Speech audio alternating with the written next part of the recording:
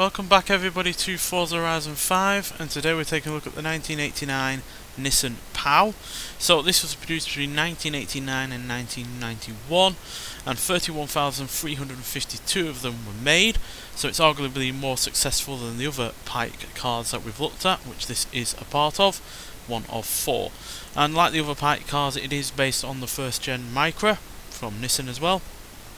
And like the other Pike cars that we've looked at, it's got a 3-speed automatic gearbox, although like the B1 you could get a 5-speed manual as optional for this car, which would definitely be the transmission I'd go for.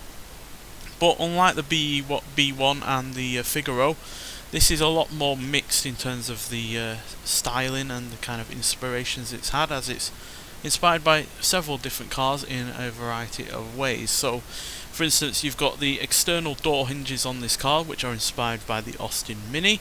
Then you've got these rear flap-up windows, which are inspired from the Citroen 2CV, which had flap-up windows at the front. Then you've got these side strakes on the side of the body here. These are meant to evoke the Woody-style bodywork of cars of old.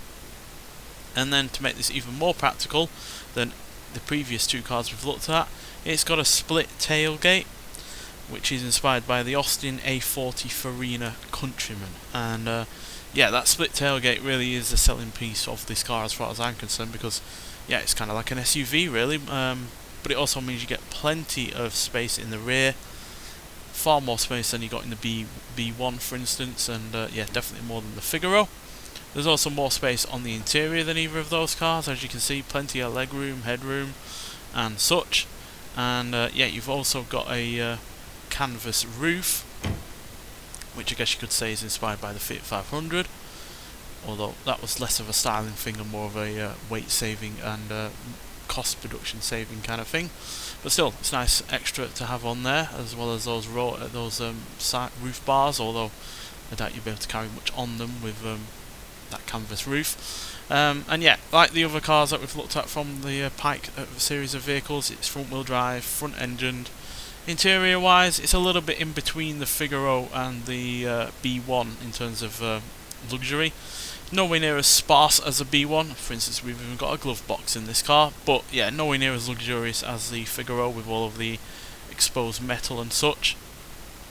But still, it's a nice enough looking interior, and I like the big central dial that it's got going on as well.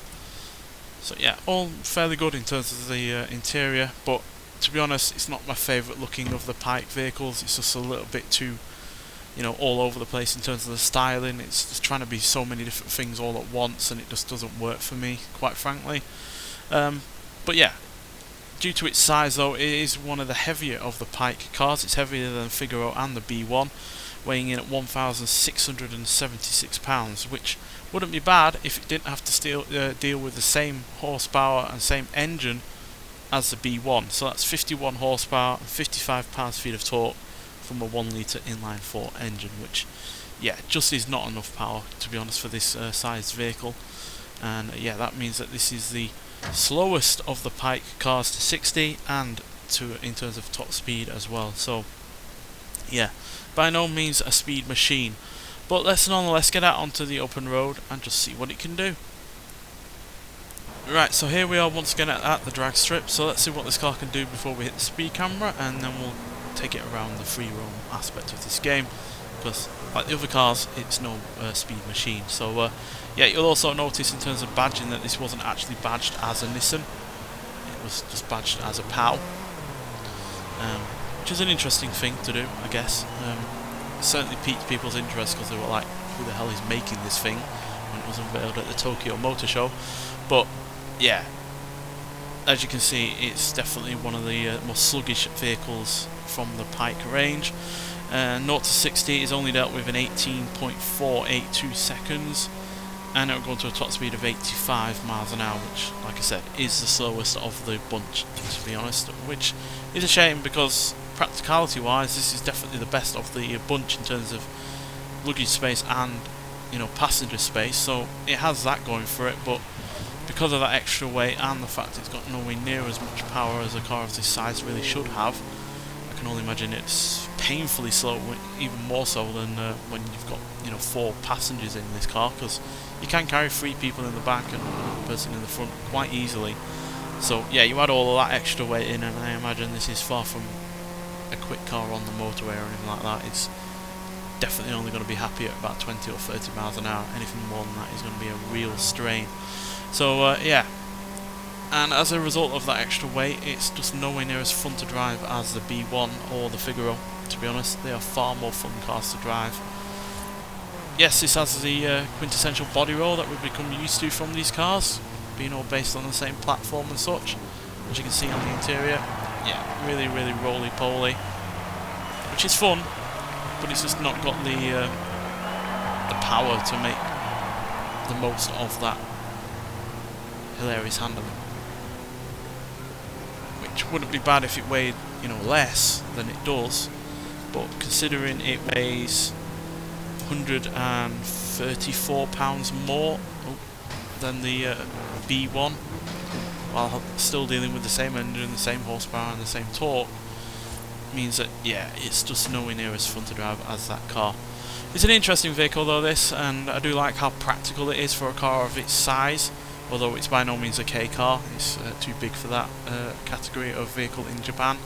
It's, yeah, considered I think a small or a medium-sized passenger car or something like that. Oh dear, getting taken out by a BMW, there's a surprise. But yeah, it's just by no means as fun to drive as those 2 of the Pike cars we've already looked at. So yeah, but still, it is nice to have it in the game. I'm not going to shame it for being in the game whatsoever, because at the end of the day, it's an interesting vehicle. And we can also obviously take the canvas roof back and open it up, and you've got the sky above you and all of that headroom that you could ever need. So yeah, it's an interesting vehicle, but it's nowhere near as fun to drive as the previous 2 Pike cars we've already looked at, which were also fun to drive, but also interesting as well. So yeah, this is only covering one of those aspects, unfortunately. But yeah, like I said, it's part of the Pike series of cars, so that means it takes up one of the 4 spaces in the newly released Nissan Retro Rides car pack. So get out there and get the car pack if you haven't already. I do highly recommend it.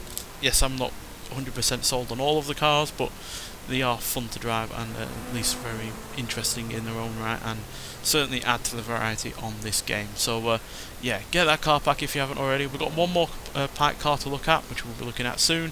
But nonetheless, thank you for watching, and I'll see you in the next one. Bye.